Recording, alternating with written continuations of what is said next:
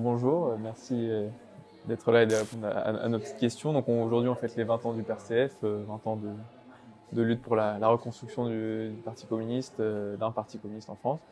Et pourquoi c'était important à vos yeux de venir ici, de prendre la parole, et plus globalement, qu'est-ce que vous en pensez de cet événement, de l'importance politique de cet anniversaire? D'abord, c'est le plaisir de retrouver la chaleur militante et l'ambiance qui, aujourd'hui, est un peu perdue dans la vie publique. Et c'est vrai que ça m'a rappelé d'excellents souvenirs et cette fusion, en fait, qui s'exprime dans ce genre de circonstances. Donc ça, c'est sur la forme, puis retrouver des camarades avec lesquels on a mené des luttes dans le cadre du PRCF, avec le PRCF et avant même le PRCF. Donc ça, sur la forme, c'est toujours un plaisir de venir à ce genre d'initiative. Après, sur le fond, c'est particulièrement important d'avoir des organisations comme le PRCF. Et il n'y en a pas beaucoup sur le marché, parce que toutes les grandes valeurs qui ont fondé le mouvement ouvrier, le mouvement historique d'émancipation, ont été largement absorbées par le système. Et le fait qu'il existe encore des organisations qui gardent le cap de l'émancipation humaine, c'est quelque chose de fondamental. Quand on regarde le bilan catastrophique de la gauche en France et dans le monde entier, des partis communistes, pas de tous, mais du Parti communiste français en particulier, eh bien on est quand même content que restent des partis comme le PRCF, même si on n'est pas forcément d'accord sur tous les aspects, bien sûr, mais sur l'essentiel, il faut préserver et encourager cette capacité de critique du système, cette capacité de promouvoir une perspective. Et non seulement je ne suis pas déçu d'être venu, mais je suis absolument ravi de cette initiative. Il y avait du monde, il y avait des jeunes, et je pense, des gens qui sont apparemment impliqués dans la réalité sociale, dans les entreprises, dans le mouvement syndical, les organisations de jeunesse. Et je trouve que c'est une source d'optimisme. J'espère que le PRCF va continuer, qu'il va se développer et qu'il va poursuivre son action d'intérêt public. Ok, très bien. Et du coup, les 20 ans, c'est un peu une occasion de célébrer le passé, rendre hommage aux camarades fondateurs qui ont passé et transmis le flambeau. Mais c'est aussi une occasion de se tourner vers l'avenir. Et donc, pour vous, comment vous envisagez un peu la suite des événements, avec tous les énormes enjeux qu'on connaît actuellement, que ce soit la marche à la guerre mondiale menée par l'OTAN, le saut fédéral européen voulu par Scholz, Macron et compagnie.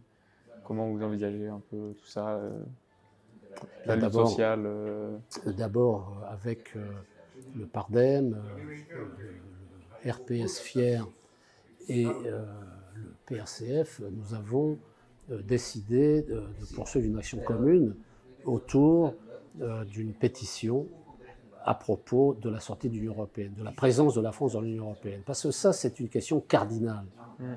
Tous ceux qui restent enfermés dans la vision mythique d'une Europe soi-disant sociale, soi-disant émancipatrice, soi-disant démocratique, etc., font semblant de croire à cela, tellement c'est grotesque comme vision des choses. Et donc, l'action que nous allons démarrer, c'est la première chose, et c'est sur un sujet absolument fondamental. Et nous espérons frapper fort pour bien montrer qu'il ne faut pas tourner autour du pot et qu'il faut annoncer clairement la couleur. Si on veut régler le problème sociaux, économiques, politiques, de démocratie, d'environnement, il faut sortir absolument de l'Union européenne, évidemment de l'euro. Donc ça, nous ne sommes pas si nombreux à mener ce combat, et c'est un combat essentiel. Donc nous allons mettre en place cette campagne, nous sommes en train de discuter d'un texte, et donc les choses vont se développer. Après, chacun mène ses propres combats, mais il y a des combats communs. Je n'en cite que deux. Le combat pour la paix. Bien sûr, il faut arrêter d'armer et de financer l'Ukraine. Il faut que ça s'arrête. Il faut que la France arrête le financement de la guerre en Ukraine. Et le mot d'ordre de l'argent pour nos salaires, pas pour la guerre, est un excellent mot d'ordre. Il faut faire monter cette exigence en France. C'est valable d'ailleurs pour Israël également. La France doit arrêter de financer l'armée israélienne et d'arrêter la coopération militaire avec Israël. Puis le deuxième axe que je ne l'ai pas développé parce que je n'ai pas eu le temps, mais il y aura le texte de l'intervention que je voulais prononcer autour de la dynamique constituante que j'ai simplement évoquée. Pourquoi une dynamique populaire constituante? Parce que la question aujourd'hui, ce n'est pas simplement d'avoir des bons programmes politiques. Ce n'est pas seulement d'avoir de bonnes propositions politiques. Par exemple, la sortie de l'Union européenne, c'est très bien, il faut le faire. Mais ça ne suffit pas. Il faut refonder la totalité du système politique français et institutionnel. C'est-à-dire se diriger vers une 6e République, clairement. Refaire une nouvelle constitution, mais pour faire une nouvelle constitution, il faut qu'on définisse ce que nous entendons par constitution, parce qu'il y a des conceptions très différentes de ce que peut être une constitution. Ce que je voulais développer, c'est l'idée que la constitution doit être, la nouvelle constitution doit être fondée essentiellement sur les droits naturels universels. C'est autour de cela que la communauté politique, que le peuple politique doit se rassembler au-delà des divergences entre les uns et les autres. Les 9 millions de personnes qui ont voté Marine Le Pen ne sont pas tous des racistes, il y en a, loin de là, ne sont pas des fascistes, il y en a, mais une infime minorité, ce sont des gens normaux. Et ces gens, il faut aller les chercher et comprendre pourquoi ils se réfugient. C'est assez simple à comprendre quand même.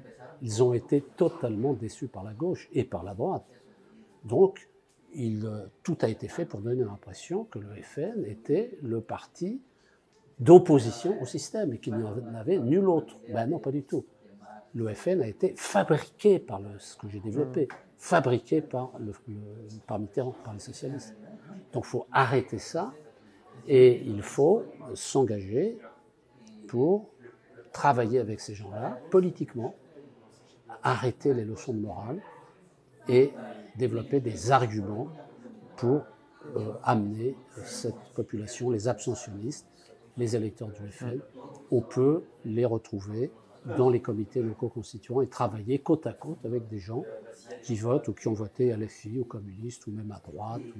Peu importe, on s'en fout. Le problème, c'est de se mettre d'accord sur les problèmes concrets qu'il faut régler. C'est-à-dire, on ne fait pas d'idéologie. On ne fait pas d'idéologie. On essaie de résoudre les problèmes concrets. Qu'est-ce qu'on peut faire pour régler le problème du chômage? Qu'est-ce qu'on peut faire pour régler, d'un point de vue constitutionnel et pratique? Qu'est-ce qu'on peut faire pour régler les problèmes de l'hôpital public, etc. De la sécurité, voilà, de l'immigration. Il n'y a rien de tabou. Qu'est-ce qu'on peut faire concrètement en laissant trotter l'idéologie? On essaie de résoudre des problèmes concrets. Donc voilà. Très bien.